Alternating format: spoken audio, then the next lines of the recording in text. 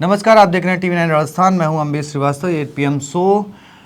विधायकों की कमीशन खोरी का मामला लगातार तूल पकड़ता जा रहा है। वैसे उसके ऊपर अभी जांच चल रही है, सरकार ने आदेश दे दिए हैं, लेकिन सवाल लगातार उठ रहे हैं।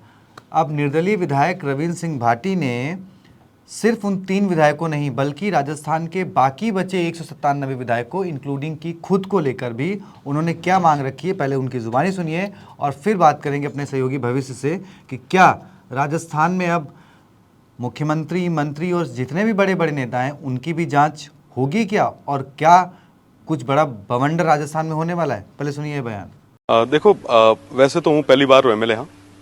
मैंने एक चीज जो लगे है कि जिके टाइम सदन रे मीना पहली बार जावा तो संविधान रे अनुच्छेद 188 रे तहत में शपथ लिया और तमाम जितना भी जनप्रतिनिधि है, जो 200 सदस्य है जो सदन रे मीना बैठे था, उनकी विश्वसनीयता ही उनर सेंगा मोटो आभूषण है। और आज रे तारीख रे मीना स्टिंग ऑपरेशन रे कारण सारा ही जनप्रतिनिधि माथे एक क्वेश्चन मार्क लागू रो, उनर विश्वसनीयता माथे क्वेश्चन मार्क लागू रो। मैंने लगे कि जो भी प्रकरण हुआ है निश्चित रूप में मीना ये जांच होनी चाहिए और जो स्थिति है वो स्पष्ट होनी चाहिए। आज 197 जो बाकी MLAs है उनकी विश्वसनीयता माथे भी ये तरीके रो एक तरीके में आरोप लागे, तो मैंने लगे कि आप पूरे तरीके में जांच कराओ और जो भी स्थिति है वो स्पष्ट करो, प्रदेश की जनता रे सामने आवे। साथ ही साथ ये जो फंड है, ये फंड न मारो है न केरो व्यक्तिगत है, ये फंड जनता रो है और जनता माना एक चौकीदार पहरेदार बनाया है, ये तिजोरी चाबी माना दिनी है ताकि सेवार्थ में ये चीज रो सही तरीके में उपयोग कर सका। राजस्थान पॉलिटिकली काफी समृद्ध जो है वो स्टेट रही है। ये जगह भैरू सिंह जी, स्वर्गीय हरिदेव जोशी जी, बरकतुल्ला खान साहब, तमाम जितना भी लीडर्स जो रहा है स्टेट रा, वह सब बड़ी तपस्या रे बेड़ी ये राजनीति ना ये शिखर तक पहुंचाई है। आज ये लोकतांत्रिक मूल्य ना ये एक और ना मेंटेन रखना अपना सबारो काम है। हूँ बाड़मेर हूँ आवा और बाड़मेर जिले रे मीना चाहे अब्दुल हादी साहब होए, चाहे जसवंत सिंह जी साहब होए, चाहे गंगाराम जी होए, चाहे वृद्धिचंद जी जैन होए, तमाम लोग पूरी ईमानदारी रे भेड़ो जनता री हमेशा सेवा करिए, सुख दुख रे मीना आगे आया है, जन सेवा रो भाव ले रो हमेशा आगे रहा है। और साथ ही साथ जिसकी सीट हूँ आवा वो सीट रे माथे चाहे मानविंदर सिंह जी साहब हो, चाहे अमीन साहब हो, तमाम लोग हमेशा ये चीज ना लेर पूरी ईमानदारी दिखाई है कि जनता रो के अहित नहीं वे, उमारो जो भी धन है, जो भी उमारो जो फैसिलिटीज है, तमाम जितना भी फंड है वो प्रॉपर तरीके में लागे। मैंने लगे कि ये घटना बाद रे मीना 197 लोगों माथे निश्चित रूप रे मीना एक प्रश्नवाचक चिन्ह लागू है। पूरे तरीके में जांच होनी चाहिए और जीरो टॉलरेंस री जो बात प्रदेश री और केंद्र की सरकार कर रही है, निश्चित रूप में मीना जीरो टॉलरेंस होना चाहिए और सख्त सख्त कार्रवाई हुए और स्पष्ट हुए कि कौन ये चीज रे मीना लिप्त है और कौन नहीं। अगर कोई लिप्त नहीं है तो उमर माथे उमर छवि रे माथे ये तरीके दाग नहीं लगे और जो लिप्त है उमर खिलाफ कार्रवाई होनी चाहिए। ये मीना कोई बटको नहीं है। देखो साहब, जो विधायक रो जो फंड है वो जनता रे कामा रे वास्ते है, वो तमाम जरूरतमंद जिका गोडे डायरेक्ट कोई सरकारी बेनिफिट नहीं मिल पा रही है या जो जरूरतमंद है, आज राजस्थान रे मीना 5 करोड़ पे दे पा रहे हैं। अब पंजाब जेडी स्टेट से मीना देखो तो MLA लैड तक को नहीं। आज अपना जब ये फैसिलिटी मिली है तो अपनी जिम्मेदारी बने, जो आर्थिक रूप में मीना कमजोर है, जो जरूरतमंद है, जो वंचित है, जो शोषित है, वे ना ये चीज रो बेनिफिट मिले, ना कि कमीशन करी। देखो कमीशन रो जय नाम आवे वो टाइम पूरी जो जनप्रतिनिधि है उमर माथे बहुत मोटो सवाल उठे। मना लगे कि उमर क्रेडिबिलिटी जो है वो केदन के घेरे में आ जावे। तो सुना आपने रविंद्र सिंह भाटी को। सीधे चलते हैं सवाल के साथ अपने सहयोगी भविष्य के पास। देखिए भविष्य, रविंद्र सिंह भाटी ने मांग कर दी कि भाई 3 ही नहीं 197 जो पूरे हैं सबके खातों की जांच हो और सारे विधायकों की जांच हो जी। तो इसमें तो मुख्यमंत्री, मंत्री और अपने वसुंधरा राजे सिंधिया, अशोक गहलोत जैसे सरीखे बड़े नाम भी हैं। तो क्या ऐसा कदम उठाया जा सकता, संभव है? देखिए, अगर तकनीकी तौर पर देखें, अब जांच का दायरा अगर बढ़े और ये मामला गंभीर इसको माना जाए, ये मानकर चला जाए कि भाई हाँ वाकई इस तरह की एक व्यापक कमीशनखोरी हो सकती है, तो फिर जांच करा लेना असंभव नहीं है। लेकिन तकनीकी तौर पर ये सही नहीं होगा, क्योंकि देखिए विधायक निधि जो मिलती है, जो जनप्रतिनिधियों को, विधायकों को विधायक निधि मिलती है, तो उसका इस्तेमाल विधायक अपने विवेक से करता है। जो स्थानीय नेता हैं, जो लोग हैं, क्या काम वहाँ पर होना है स्थानीय स्तर पर, किस तरीके से उसमें पैसा कितना खर्च होगा, ये आंकते हुए उसकी स्वीकृति विधायक देता है। तो ऐसे में अब देखिए किस विधायक ने किस स्थानीय नेता या तमाम जो वहाँ पर जनप्रतिनिधि और समाज के लोग मौजूद हैं, उनसे पूछ कर के वो विधायक निधि खर्च करिए, इसका प्रमाण आप कैसे देंगे? और चूंकि अगर क्वेश्चन ये होगा कि क्या ये कहीं ऐसा तो नहीं कि कोई लाभ लेकर आपने ये स्वीकृति दे दी है, तो हर एक छोटे छोटे विकास कार्यों पर जो है और उस विधायक निधि से जो फंड जारी हुआ उस पर सवाल उठेगा।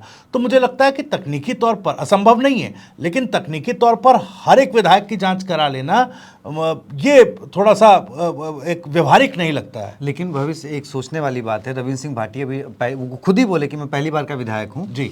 लेकिन अगर ये सवाल उठा है तो अब हम मतलब उन्होंने एक तरीके से कहा जाए तो उन्होंने ये बात कह दी कि अब हम चेहरा दिखाने लायक नहीं है जी, कि सिर्फ 3 विधायकों की नहीं, अब तो भाई जब तक जांच नहीं हो जाती, जब तक मैं सही साबित नहीं हो जाता, तब तक सवाल के कटघरे में तो मैं भी खड़ा हूँ।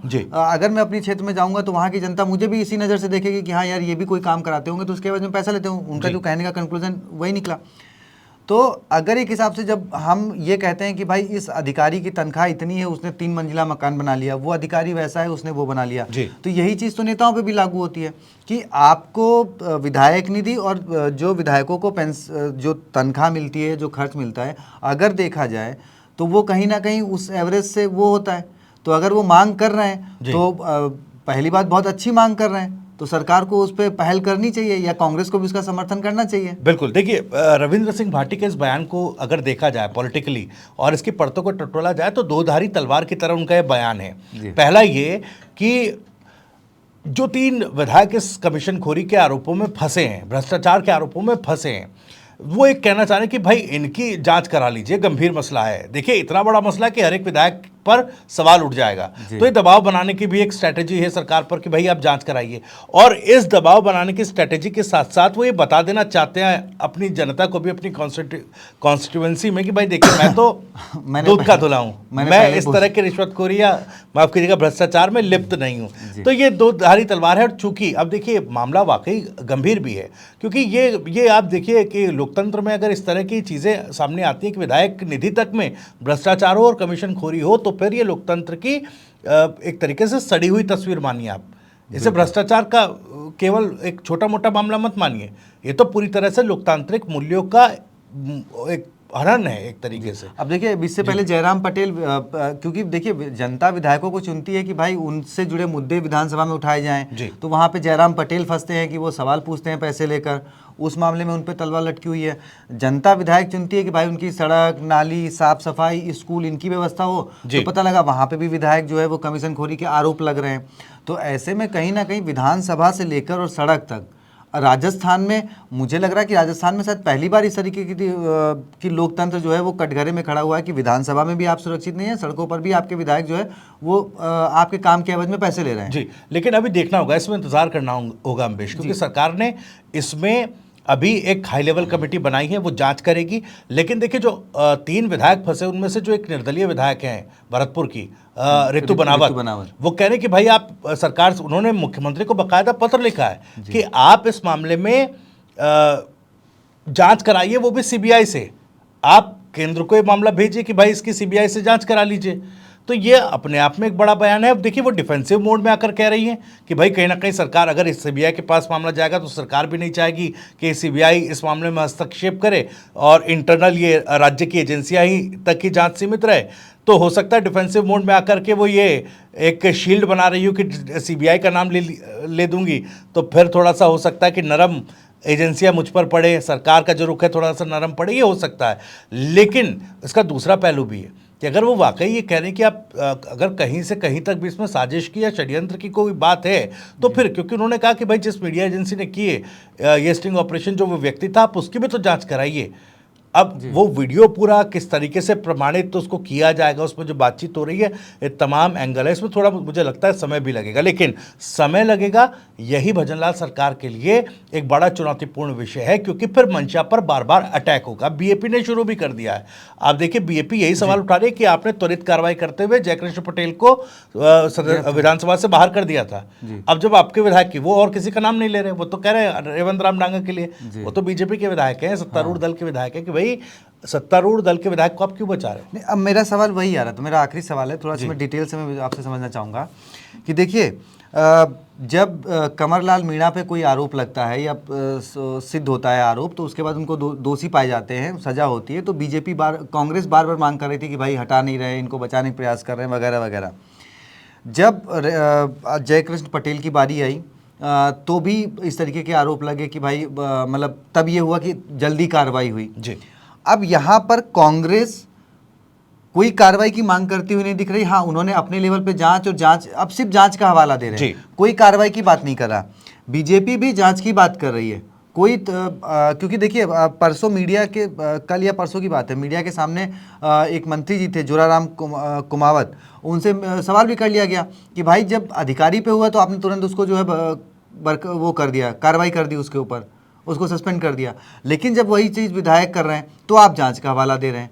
तो ये सारी चीज़ें अब क्योंकि यहाँ पर कांग्रेस बीजेपी दोनों के ही एक एक विधायक फंसे हैं, तो दोनों ही पार्टियां क्या थोड़ी सी नरमी बरत रही हैं, इस दोनों ही पार्टियां, मैं इसमें कांग्रेस को भी ले रहा हूँ, बीजेपी को। राजनीति में जब इस तरह के राजनीति में मामले सामने आए हैं, अम्बेश आपने देखा होगा, आप भी लगातार राजनीति को फॉलो करते हैं और रिपोर्ट करते हैं, तो आप देखिए इस तरह के मामलों में कहीं ना कहीं एक अनकहा करार हो जाता है। लेकिन आपको एक दिलचस्प बात यहाँ पर बताता हूँ, अनीता जाटव जिन पर आरोप लगा, कांग्रेस की विधायक जो भ्रष्टाचार के इस मामले में संलिप्त पाई गई, अब उनको लेकर के बीजेपी का एक नेता खड़ा हो गया जी।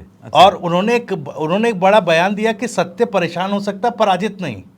आप देखिए किस तरह की जुगलबंदी चल रही है। मुझे लगता है कि बीजेपी के अल्पसंख्यक ओबीसी मोर्चा के कुछ मंडल अध्यक्ष, या अगर मैं सही हूं तो उनकी पोजीशन है, हालांकि बीजेपी ने उन पर कार्रवाई की है, एक्शन भी लिया है, लेकिन पर्दे के पीछे क्या जुगलबंदी है कि कांग्रेस विधायक वहां पर भ्रष्टाचार में लिप्त हो रही है और बीजेपी के नेता आकर उनको डिफेंड कर रहे हैं। तो ये जुगलबंदी है, जैसा आप कह रहे हैं कि भाई कौन किसको बचाएगा। तो अगर ये इन चीज़ों से सरकार को खुद को अलग रख करके जांच एजेंसियों को, या जिस तरीके की जांच सरकार कर रही है उसको थोड़ा सा ट्रांसपेरेंट रखना पड़ेगा, नहीं तो फिर बाद में कहा जाएगा। देखिए हनुमान बेनीवाल ने कहा भी ना ये बात कि भाई देखिए कांग्रेस बीजेपी पहले तो एक दूसरे को ऐसे बताते थे, अब भ्रष्टाचार में भी एक दूसरे को बचाने लगे हैं। रेवंत राम डांगा क्योंकि उन्हीं के पार्टी से आए थे, उन्होंने कहा भाई मेरे साथ रह के तो 20 साल प्रधान रहे, तब तो कोई आरोप नहीं लगा, अब वो बीजेपी में 1.5 साल में ही गए और उनके ऊपर जो है आरोप लग गए। तो चलिए खैर, अब ये राजस्थान की राजनीति है, विधानसभा में सवाल पूछने को लेकर पैसे, जनता के काम कराने को लेकर पैसे अगर विधायक ले रहे हैं और ये आरोप साबित होता है तो वाकई में ये राजस्थान की राजनीति में सबसे बड़ा धब्बा होगा, दाग होगा, और लोकतंत्र के लिए सबसे बड़ा काला अध्याय होगा। खैर आप ही क्या राय है कमेंट बॉक्स में बताएं, और क्या जो रविंद्र सिंह भाटी की मांग है कि सभी 197 जो बचे हुए एमएलएज हैं उनकी भी जांच की जाए, उसमें मुख्यमंत्री भी हैं, पूर्व मुख्यमंत्री भी हैं, दो पूर्व मुख्यमंत्री भी हैं, कई बड़े कद्दावर नेता भी हैं, तो उनके बारे में आप क्या राय है कमेंट बॉक्स में बताएं। वीडियो को ज़्यादा से ज़्यादा शेयर करें, चैनल को सब्सक्राइब करें। शुक्रिया।